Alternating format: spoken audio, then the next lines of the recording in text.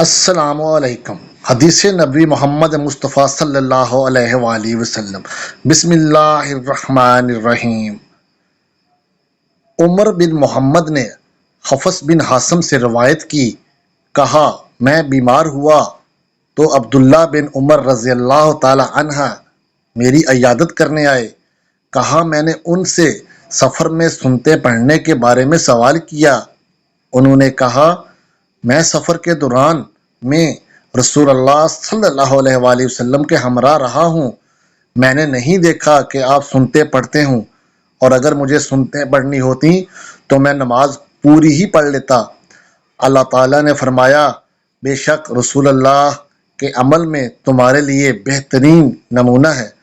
بک صحیح مسلم، حدیث نمبر 1580۔